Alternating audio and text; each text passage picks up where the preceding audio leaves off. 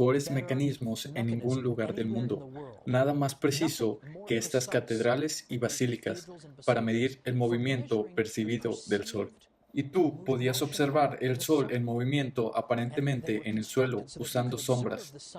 Esto es muy significativo porque de hecho astrónomos modernos pudieron usar estos instrumentos de precisión para probar importantes teorías acerca de las órbitas planetarias. Por ejemplo, fue un astrónomo católico llamado Giovanni Cassini quien usó la Catedral de San Petronio en Bolonia. En el corazón de los estados pontificios suponíamos que el Papa desaprobaba la ciencia. Fue en esta basílica que este astrónomo católico Cassini usó el mecanismo de la basílica para verificar la teoría de Johannes Kepler sobre el movimiento de los planetas. Esto fue hecho en los estados pontificios de una basílica católica por un astrónomo católico, y el mismo Kepler, quien no era católico, sin embargo, decía que sus corresponsales científicos favoritos eran jesuitas, sacerdotes católicos, porque eran muy instruidos y sabían de lo que él hablaba, a diferencia de la mayoría de la gente. De nuevo, un capítulo olvidado, pero que no debería serlo y debe ser difundido parte por parte. ¿No es interesante que un profesor de la Universidad de Berkeley, que hoy en día es conocida por ser muy católica, el profesor Hale Brown, hace unos 6 años escribió un libro llamado El Sol en la Iglesia, en el que él contaba esta historia olvidada acerca del uso de catedrales y basílicas para el avance de la astronomía? De hecho, Hale Brown dice que no hay ninguna institución en ningún lugar del mundo que haya hecho más por el crecimiento de la astronomía o que haya dado más contribuciones para este estudio que la Iglesia Católica. Ahora, en gran parte la Iglesia hizo esto porque quería poder predecir los equinoccios, para poder establecer la fecha de celebración de la Pascua y establecerlo con anticipación para tener un periodo de 40 días de penitencia llamado Cuaresma. Pero sin importar eso, una vez construidos, fueron usados por científicos católicos y la ciencia avanzó.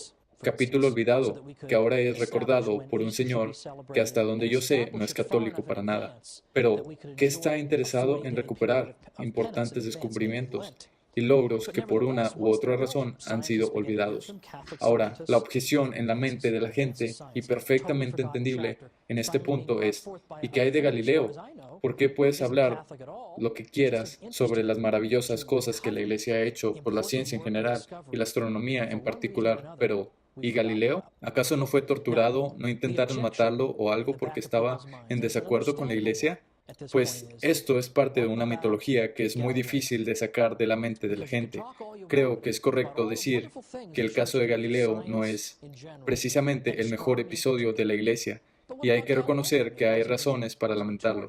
Durante mis 7 años como profesor universitario en Nueva York, diría que el episodio que logra más que todos los demás juntos en el desacrédito de la Iglesia Católica para mis estudiantes era el caso de Galileo. Sin duda, las consecuencias han sido desastrosas, pero al mismo tiempo es importante revisar este episodio por 2 razones.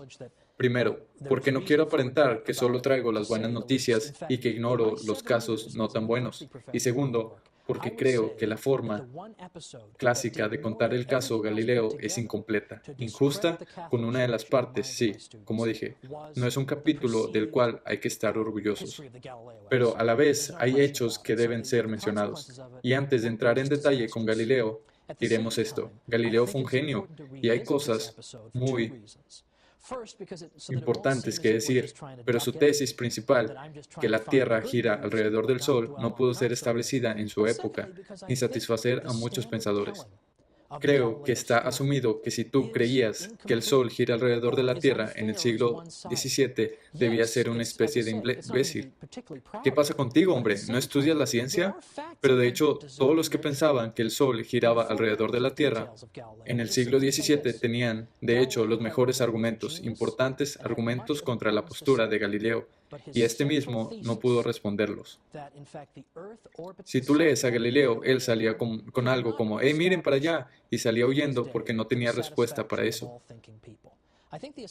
Así que la próxima vez nos tomaremos nuestro tiempo para estudiar el caso de Galileo paso por paso, viendo qué pasó realmente con él, qué no ocurrió y veremos los argumentos que fueron utilizados y daré una explicación detallada de los argumentos de la gente que discernía de Galileo. Para mostrar que no eran estúpidos, no era gente religiosa ignorante, hacían preguntas que no se respondían desde los tiempos de Aristóteles. De manera que dirán, si nuestra interpretación de la Biblia, en donde parece decir que el Sol gira alrededor de la Tierra, tú nos dices que es un error, la ciencia lo debe probar de una manera absolutamente cierta y contundente. Pero no lo fue, y Galileo no llevó la mejor parte de la argumentación. De eso hablaremos la próxima vez. Lo que ocurrió en realidad en el caso de Galileo en la Iglesia Católica, constructora de la civilización.